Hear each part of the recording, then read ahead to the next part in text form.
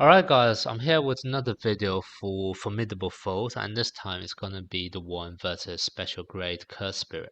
Now this is probably the easiest out of the four Formidable Foes, mainly because the enemy is weak against blue, and that's the color of Gojo. So by default Gojo is gonna do even more damage than usual here. Now the first version, or the first stage, the hard version, it's actually really straightforward. I'm pretty sure by the time you can actually beat Chapter 8 to unlock this game mode, you should be more than enough to beat this by yourself. So I'm not going to talk much about this. Instead, I'm going to jump straight into the Extreme 1 today and kind of tell you guys how to clear the 3-star version of this. Now, the 3-star criteria kind of requires the first condition is you have to play Toge and also Panda on your team at the same time. The second one is no one can withdraw from the battle, and third one is that you have to beat it within 10 turns. Now, the last two conditions really easy to fulfill, especially if you're playing Gojo, because by default, Gojo needs to win within 7 turns, otherwise he would disappear.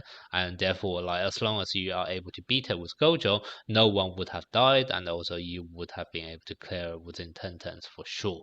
So the only thing you kind of need to worry about is playing Toge and also Panda together. Now, Toge is the one you actually want in your main team, because Toge is actually pretty much needed for the stage, whereas Panda is not needed at all. You can put whatever Panda you have in your backup slot.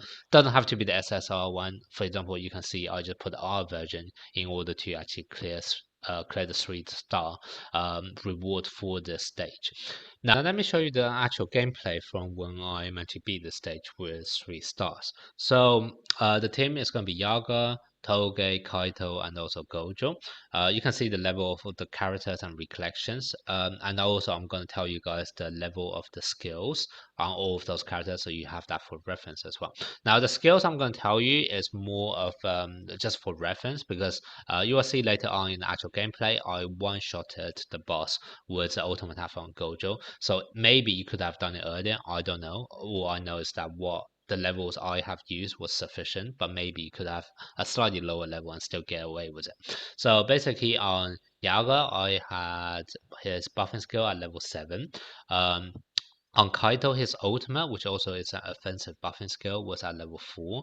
On Gojo, both his buff skill and also his ultimate skill were at level 7. So they're all pretty high, like end game ones, but you can farm the resources for all of this in the event that's going on right now, the Homesick Horizon. That's basically where I got all of my curse crystals in order to level up all the skills, etc. So you can probably do the same and get everyone leveled up there as well.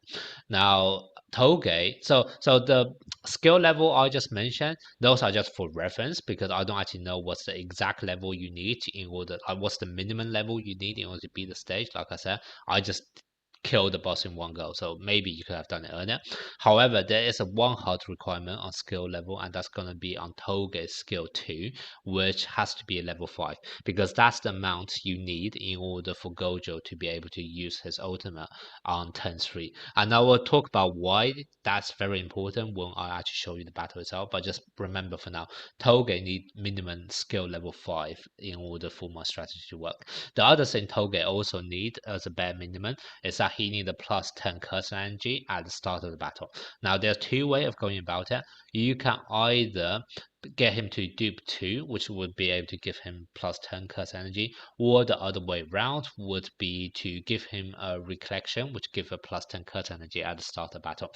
Now there are actually quite a few SR recollection which are able to do that. I can't remember the exact name, but I know one of them has like the picture of Nanami eating a pizza on a train, I think.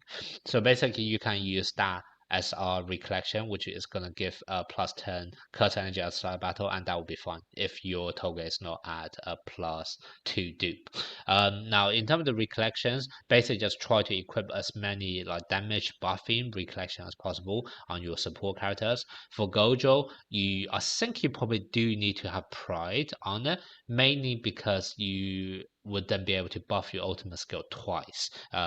Now this is a free SSR recollection that you can get by beating a formidable foe versus Jogo.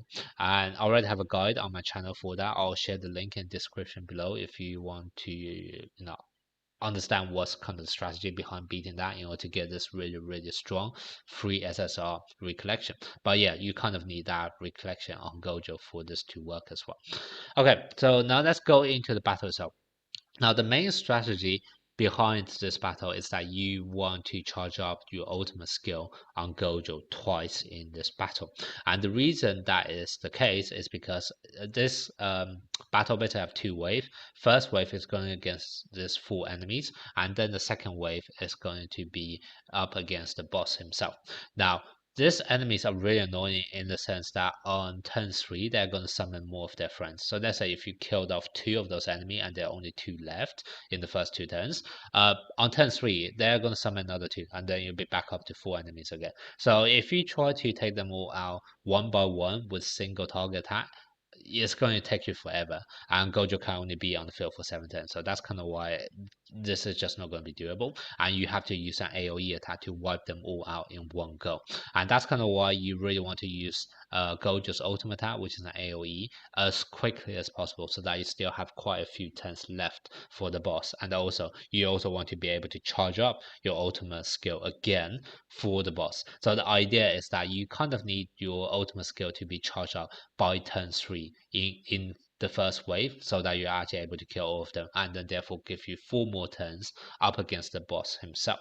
And basically, the way you can do in order to charge up your Gojo's ultimate skill by turn 3 is that you need Toge in order to use his skill 2 twice in a row consecutively, and that's kind of why both his curse energy needs to start off at a +10, otherwise he won't be able to have enough curse energy himself to use his skill twice in a row. And then the second thing, you also need his skill, the level of his skill 2 to be at least level 5.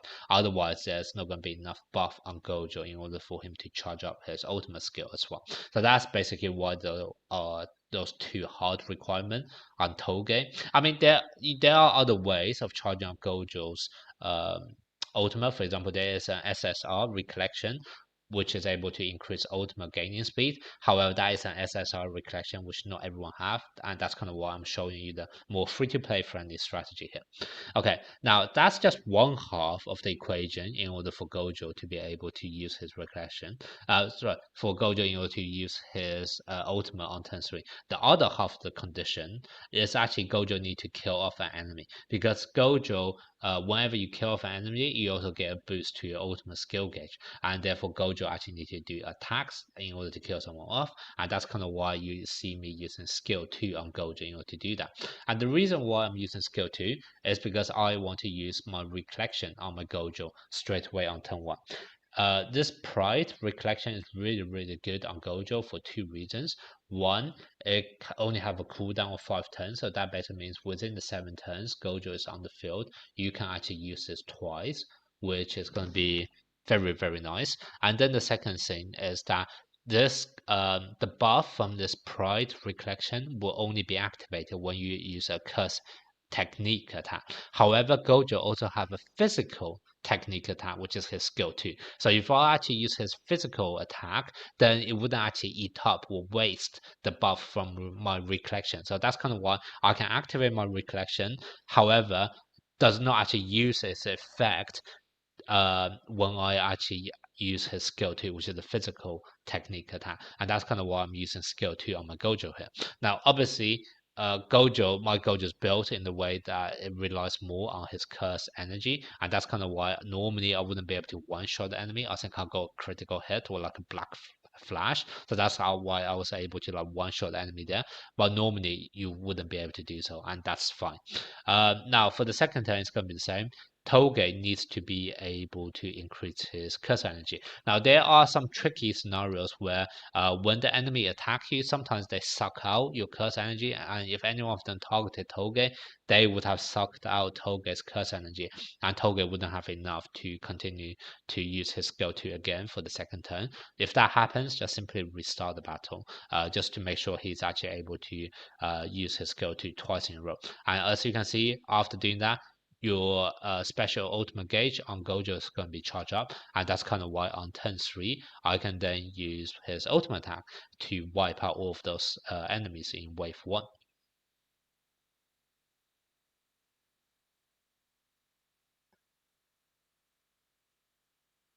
Okay, so wave 1 is gone now, and now we're just left with the boss in wave 2.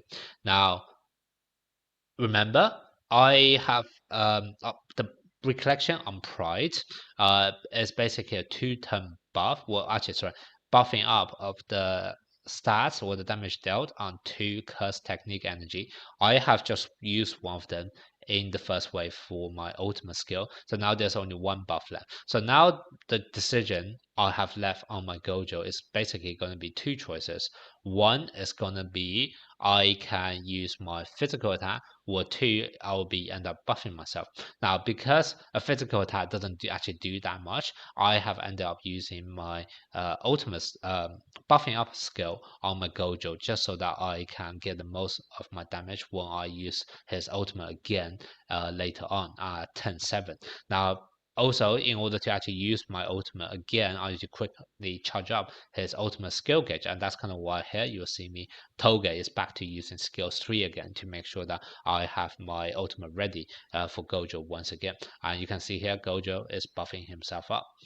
Now, here you may need a bit of luck. We'll see whether you're able to sustain the damage output from the boss. The boss does attack twice every turn, so you kind of hope the boss will spread out his attack on all of your characters rather than focus on one character, in which case it could get dangerous.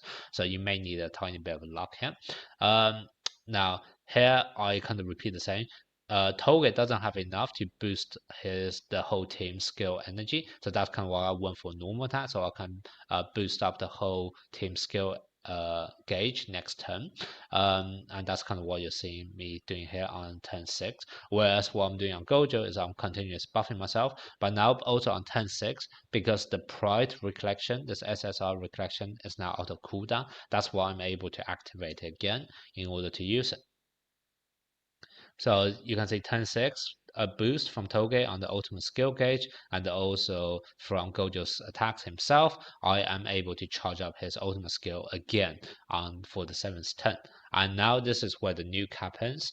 I will be buffing on Yaga continuously as usual. However, Kaito I'll be switching to my ultimate attack, and that will also activate his recollection buff and also activate this combo attack with Gojo. And as you can see here, one single nuke from the ultimate attack, and I'm able to wipe out the enemy straight away. And that wasn't even a critical hit. It's just I have the color advantage, which is why it says weak, but it wasn't even a critical hit. And that's kind of why I said maybe you could have beat the stage slightly earlier with slightly lower skill level than what I have to use, and maybe you can just bet yourself for a critical hit or something like that.